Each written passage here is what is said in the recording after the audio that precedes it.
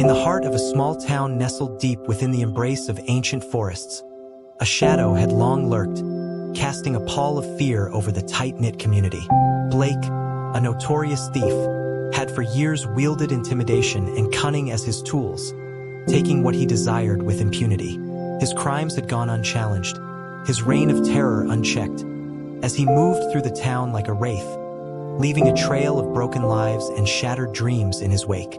But even the most feared of men can make a fatal mistake, and Blake's came on a chill autumn night when he chose to rob the home of a local family. As he crept through the darkened rooms, his heart pounding with the thrill of the hunt, he failed to notice the stirring of a figure in the shadows. It was the lady of the house, a gentle soul named Eliza, who had risen to investigate the disturbance. In the confrontation that followed, Blake's true nature was laid bare. Faced with the prospect of capture, he lashed out, his fists and feet striking with a cruel precision. As Eliza crumpled to the floor, her blood staining the hardwood, Blake fled into the night, his loot clutched tightly to his chest. But what Blake didn't know, what he couldn't have foreseen, was that Eliza was no ordinary woman. She was a beloved figure in the community, known for her kindness and generosity, and she had a connection, a bond that ran deep and true, with a protector of the woods, a majestic bear named Kodiak. Kodiak was a legend in the town, a figure of awe and reverence. He was known for his strength, his courage, and his unwavering sense of justice. For years, he had watched over the community, a silent guardian who roamed the forests and the streets, his presence a comfort to the innocent and a terror to the guilty. But Kodiak was no mere animal. He was a being of intelligence and empathy, a creature who understood the ways of men and the workings of the world. And he had a special bond, a connection that defied explanation, with the town's human protector, a quiet, unassuming man named Jack. Jack was the town's ranger, a man who had dedicated his life to the preservation of the forests and the safety of the community. He was a solitary figure, more at home in the wilds than in the company of others. But he had a heart that was pure and true, a soul that resonated with the rhythms of the earth and the spirits of the woods. When word of Eliza's attack reached Jack's ears, he knew that he could not stand idly by. He had seen the fear in the eyes of the townspeople, had felt the weight of their sorrow and their rage, and he knew that he had to act, to bring the perpetrator to justice and to restore the balance that had been so cruelly disrupted. And so, with Kodiak by his side, Jack set out into the forests, his eyes hard and his jaw set. They would hunt down the thief, would bring him to account for his crimes, and they would show the world that there was still goodness and justice in the heart of the wild, that even the darkest of shadows could be banished by the light of courage and compassion. As Blake fled deeper into the forests, his ill-gotten gains clutched tightly to his chest. He felt a sense of invincibility wash over him. He had eluded capture before, had danced between the raindrops of consequence and emerged unscathed. And he had no reason to believe that this time would be any different. But as he pushed deeper into the wilds, the trees closing in around him like the bars of a prison, he began to feel a creeping sense of unease. The forest seemed different somehow, the shadows longer and more menacing, the silence heavy with the weight of unseen eyes. He tried to shake off the feeling, to focus on the task at hand. He needed to find a place to lie low, to wait out the inevitable search parties and the hue and cry of the townspeople. And so he pressed on, his breath coming in ragged gasps as he clambered over fallen logs and pushed through tangled undergrowth. But even as he moved, he couldn't shake the sense that he was being watched, that something was tracking his every step. He told himself that it was just his imagination, that the stress of the heist was playing tricks on his mind. But deep down, in a place that he rarely acknowledged, he knew that he was not alone. And then he heard it, a sound that froze the blood in his veins and set his heart racing with terror. It was a growl, low and menacing, that seemed to come from everywhere and nowhere at once. And as he spun around, his eyes wide with fear, he saw it, a massive shape moving through the shadows, its eyes glinting with a feral intensity. It was Kodiak, the legendary bear of the woods, and he was coming for Blake, a force of nature that would not be denied. a reckoning that had been long in the making. Jack and Kodiak moved through the forests like wraiths, their steps silent and their senses attuned to the slightest sound or movement. They were a team, a partnership forged in the crucible of the wilds, and they moved with a unity of purpose that was both awe-inspiring and terrifying to behold. As they tracked Blake's trail, following the broken branches and the scuffed earth that marked his passage, they could feel the weight of the town's hopes and fears upon their shoulders.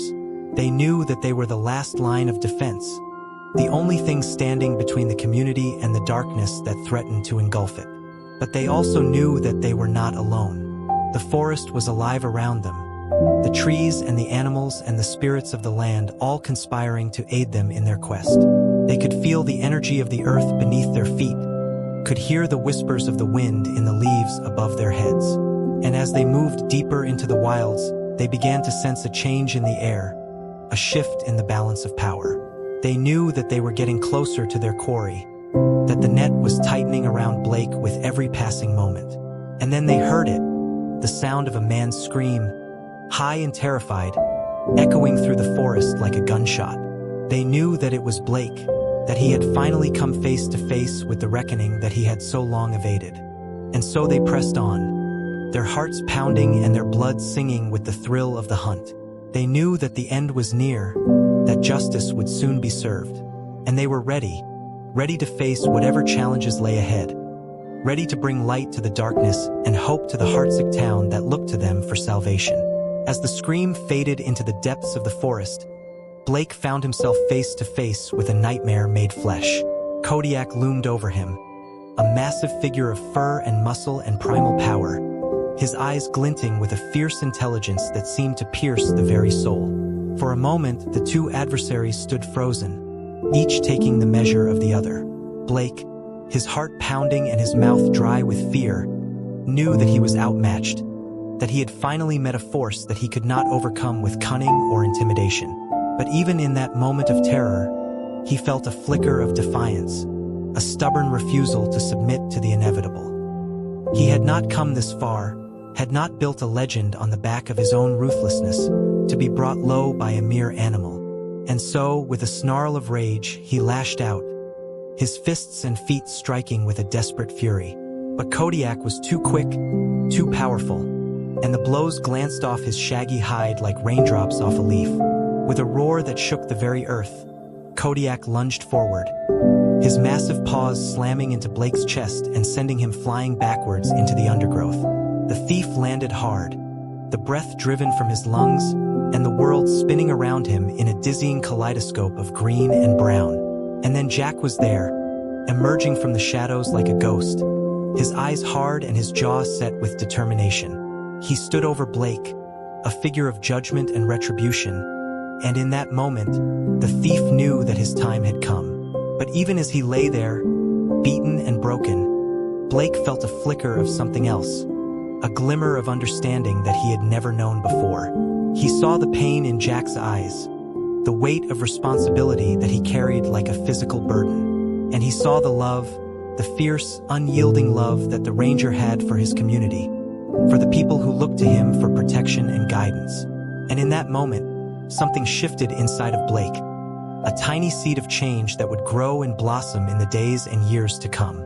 He had been a man of violence and greed, a creature of the shadows who had preyed on the weak and the vulnerable. But now, faced with the true strength of the human spirit, he began to see the error of his ways, to understand the power of compassion and the beauty of redemption. As Jack and Kodiak led a battered and subdued Blake back through the forest towards the town, the news of their triumph spread like wildfire. The people of the community, who had lived for so long under the shadow of fear and helplessness, found themselves suddenly infused with a new sense of hope and unity. They gathered in the streets and in the squares, their faces alight with joy and relief. They had seen their protectors, their champions, emerge victorious from the wilds, and they knew that a great weight had been lifted from their shoulders. But even as they celebrated, they knew that the true work was just beginning. They had been a community divided, a town torn apart by suspicion and mistrust. And they knew that if they were to heal, to build a better future for themselves and their children, they would need to come together in a spirit of love and understanding. And so, in the days and weeks that followed, the people of the town began to reach out to one another, to forge new bonds of friendship and solidarity. They gathered in the community center, in the parks and the gardens, to share their stories and their dreams, to work towards a common goal of renewal and rebirth. At the heart of this transformation was Eliza, the woman whose suffering had sparked the crisis that had brought the town to its knees. She had survived her ordeal, had emerged from the darkness with a new sense of purpose and determination, and she had become a symbol of resilience and hope, a beacon of light in a world that had seen too much darkness. Under her guidance, the town began to heal, to rebuild itself from the ground up. They planted gardens and orchards, they repaired homes and schools, they created art and music and laughter where once there had been only fear and despair. And through it all, Jack and Kodiak watched over them, silent guardians who had proven their worth in the crucible of the wilds. They knew that their work was not done, that there would always be challenges and threats to face. But they also knew that they had the strength and the courage to meet those challenges head-on, to protect and serve the community that had given them so much. As the town continued to heal and grow, Blake found himself at a crossroads. He had been spared the full weight of the law, had been given a chance to make amends for his crimes and to start anew. But he knew that the road ahead would not be an easy one, that he would have to work hard to earn the trust and forgiveness of those he had wronged. At first, he struggled, his old habits and instincts pulling him back towards the shadows. He found himself drawn to the dark places, to the alleys and the backrooms where he had once held sway. But always, there was a voice in the back of his mind, a whisper of conscience that urged him to turn away, to seek a different path. And slowly, painfully, he began to change. He volunteered his time and his skills, working alongside the people he had once victimized to rebuild and restore what had been lost. He learned to listen, to empathize, to see the world through the eyes of others. And as he worked, he began to feel a sense of purpose, a glimmer of hope that had been absent from his life for as long as he could remember. He saw the impact that his actions could have, the ripples of kindness and compassion that could spread outward from even the smallest of gestures. One day, as he was working in the community garden, he found himself approached by a young boy, a child who had once looked upon him with fear and loathing. But now, the boy's eyes were filled with curiosity, with a tentative sort of trust. "Why are you helping us?" the boy asked, his voice small but clear. "I thought you were a bad man." Blake felt a lump rise in his throat, a wave of emotion that threatened to overwhelm him. But he swallowed it back, forced himself to meet the boy's gaze with honesty and humility. "I was a bad man," he said, his voice rough with emotion. "But I'm trying to be better. I'm trying to make things right." The boy nodded, his face serious and thoughtful. And then, with a suddenness that took Blake's breath away, he reached out and took the man's hand, his small fingers curling around Blake's calloused palm. "I forgive you," the boy said, his voice ringing with a simple, powerful truth. "And I'm glad you're here." And in that moment, Blake felt something break inside of him, a dam of guilt and shame and self-loathing that had held him back for so long. He felt tears streaming down his face, a release of emotion that was both painful and profoundly healing. And he knew, with a certainty that went beyond words, that he had found his place, his purpose. He had found a way to make amends, to build a better world for himself and for all those who would come after him. As the seasons turned and the years passed, the town continued to thrive, its people united in a common purpose of growth and renewal. They faced challenges and setbacks, as all communities must, but they met them with resilience and determination, with a spirit of love and compassion that could not be broken. At the heart of this transformation were the small, daily acts of kindness and generosity that had become the lifeblood of the town. Neighbors helped one another with repairs and chores, shared meals and stories, celebrated joys and mourned losses together. In the community garden, where Blake had once found redemption, the people of the town gathered to plant and tend and harvest, to share the fruits of their labors with one another. The garden became a symbol of their unity, a living embodiment of the power of cooperation and compassion. And in the forests that surrounded the town, Jack and Kodiak continued their quiet, vigilant watch. their presence a reminder of the wild beauty and untamed power that had always been a part of their world. They saw the changes that had taken place, the healing and the growth, and they knew that they had played a part in making it happen. But they also knew that their work was never done, that there would always be new challenges to face and new threats to confront. And so they remained ever watchful, ever ready to defend the community that had become their home and their family. One day, as they patrolled the edges of the forest, they heard a sound that made them pause, a distant cry of distress that echoed through the trees. They exchanged a glance, a silent communication that spoke volumes, and then they were off, racing towards the source of the sound with a speed and purpose that was both exhilarating and terrifying. As they burst into a clearing, they saw a sight that made their blood run cold. A group of hikers, lost and disoriented, had stumbled into a bear's den, and the mother bear, protective of her cubs, was advancing on them with a roar of fury. But Jack and Kodiak were there, placing themselves between the hikers and the bear, their bodies a living shield of courage and selflessness. They spoke to the bear in a language that only they understood, a language of respect and understanding, and gradually, slowly, the bear began to back down, to retreat into the depths of the forest. And as the hikers looked on in amazement and gratitude, Jack and Kodiak knew that they had done what they were meant to do, that they had fulfilled their purpose in the world. They had protected the innocent, had stood against the darkness and the danger, and had emerged victorious once more. As the town continued to grow and change, as new generations were born and old ones passed away, the legend of Jack and Kodiak only grew stronger. They became more than just protectors, more than just guardians of the wild places and the innocent souls. They became symbols of hope and courage, of the unbreakable spirit that lived within the heart of the community. Parents told their children stories of the ranger and the bear, of the adventures they had shared and the battles they had fought. And the children listened with wide eyes and racing hearts, their imaginations fired by the tales of heroism and sacrifice. But even as the legend grew, Jack and Kodiak remained humble, dedicated to their calling with a quiet, unwavering resolve. They knew that they were just two small parts of a much larger story, a story that was still unfolding with every passing day.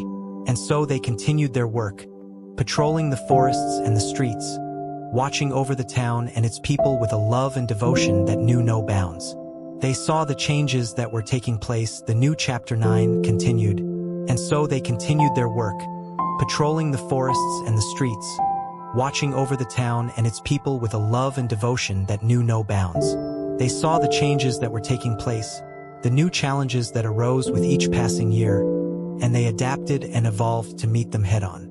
They saw the town's children grow into adults, saw them take on the mantle of leadership and responsibility. They saw the gardens and orchards bloom and thrive, saw the community center become a hub of activity and fellowship. And through it all, they remained a constant presence, a reminder of the enduring power of the human spirit and the unbreakable bonds of love and loyalty. But even as the town basked in the glow of its newfound prosperity and harmony, a new threat was looming on the horizon. A group of developers, hungry for profit and power, had set their sights on the town and its surrounding forests, seeing them as nothing more than a resource to be exploited and consumed. They came with promises of jobs and progress, of a brighter future for all. But Jack and Kodiak knew the truth, knew that their vision was a hollow one, built on greed and destruction rather than compassion and stewardship. And so they rallied the town, brought together the disparate factions and competing interests in a united front of resistance.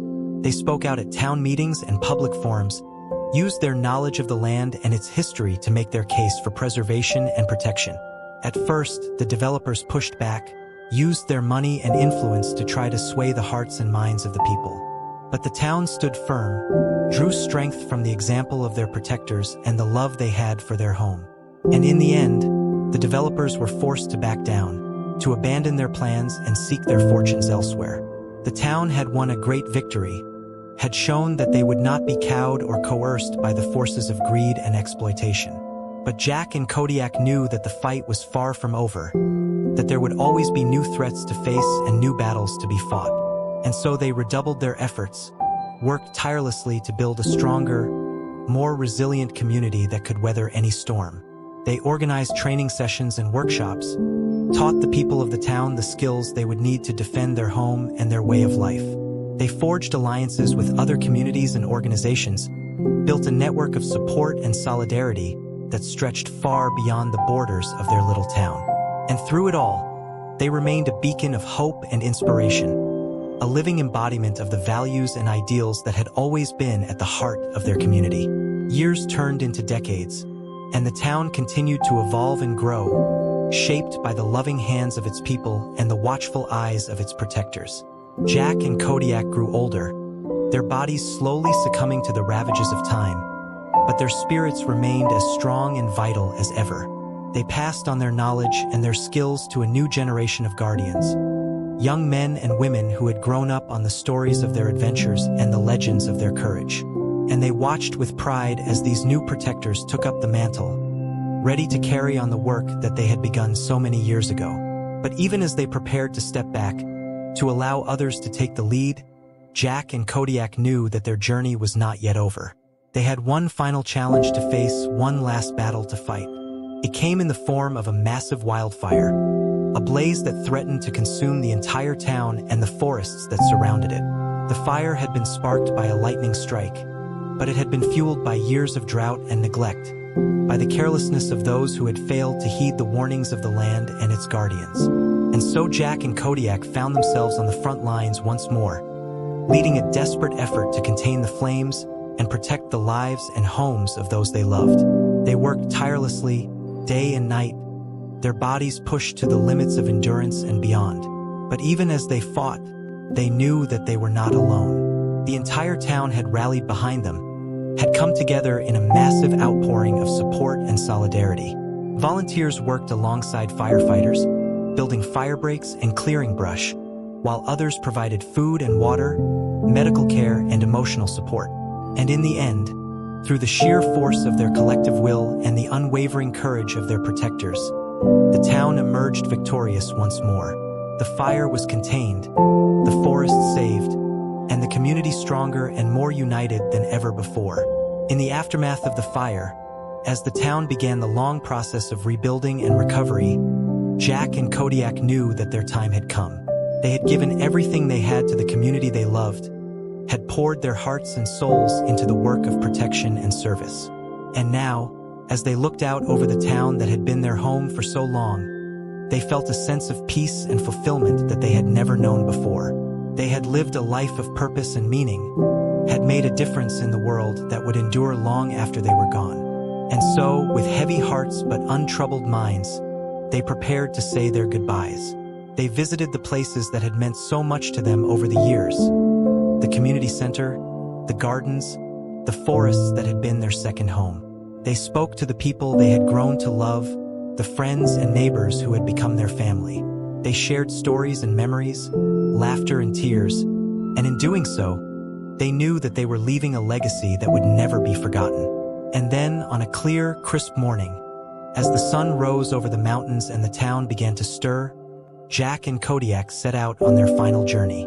They walked together, side by side, into the heart of the forest that had always called to them. They moved with a purpose and a clarity that they had never known before, guided by an unseen hand towards a destination that only they could see. And as they walked, they felt a sense of joy and liberation, a freedom from the cares and worries of the world. They knew that they were going home, that they were returning to the place where they had always belonged. And they knew that, even in death, they would never truly leave the town and the people they had loved so deeply, for they had become a part of the land itself, woven into the very fabric of the community and the wild places that surrounded it.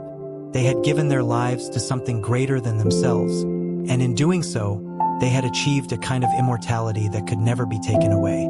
As the news of Jack and Kodiak's passing spread throughout the town, a great sadness descended upon the community.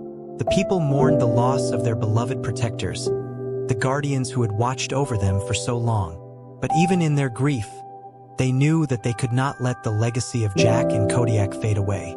They had to honor their memory, had to carry on the work that they had begun. And so, in the days and weeks that followed, the town came together once more, united in a common purpose. They held memorial services and candlelight vigils, shared stories and memories of the ranger and the bear who had meant so much to them all. They planted trees in their honor, created scholarships and foundations in their names. They vowed to live up to the example that Jack and Kodiak had set, to be guardians and stewards of the land and the community that they had loved so deeply. And as the years passed, the legend of Jack and Kodiak only grew stronger. They became more than just protectors, more than just symbols of courage and sacrifice. They became a part of the very soul of the town, a living embodiment of the values and ideals that had always been at its heart. Parents told their children stories of the ranger and the bear, of the adventures they had shared and the battles they had fought. And the children listened with wide eyes and racing hearts, their imaginations fired by the tales of heroism and selflessness. And in the forests and wild places that surrounded the town, the spirit of Jack and Kodiak lived on. Their presence could be felt in every rustling leaf and babbling brook, in every ray of sunlight that filtered through the canopy above. They had become a part of the land itself, a testament to the enduring power of love and devotion. And though they were gone, they would never be forgotten, their legacy living on in the hearts and minds of all those who had known them. And so, as the town looked to the future, as new generations were born and old ones passed away, the story of Jack and Kodiak remained a constant presence, a guiding light in a world that was always changing. The community center that they had helped to build became a hub of activity and outreach, a place where people could come together to learn and grow, to support one another in times of need. The gardens and orchards that they had planted continued to thrive, providing fresh, healthy food for the town and beyond. And the forests that they had protected remained a sanctuary for all those who sought solace and inspiration in the wild places of the world. But perhaps the greatest legacy of Jack and Kodiak was the spirit of unity and compassion that they had instilled in the hearts of the people. The town had become a model of what was possible when individuals came together in common cause, when they put aside their differences and worked towards a shared vision of a better world. And though the challenges and struggles of life would never truly end, the people of the town faced them with a sense of hope and resilience that could not be broken. They drew strength from one another, from the bonds of love and friendship that had been forged in the crucible of adversity. And always, they remembered the lessons that Jack and Kodiak had taught them, that true strength came from within, that even the smallest acts of kindness and compassion could change the world, that there was no greater calling than to serve and protect those in need. And so, as the sun rose and set over the town, as the seasons turned and the years passed, the spirit of the ranger and the bear lived on, a testament to the enduring power of the human heart and the unbreakable bonds of community. Their story would be told and retold, passed down from generation to generation, a reminder of what was possible when individuals came together in love and service. And though the world around them might change and evolve, the legacy of Jack and Kodiak would endure, a shining beacon of hope and inspiration for all those who followed in their footsteps. For they had shown that even in the darkest of times, even in the face of the greatest of challenges, there was always a way forward, always a reason to hope and to believe in the goodness of the world and the strength of the human spirit. And that, in the end, was the greatest gift of all, the end.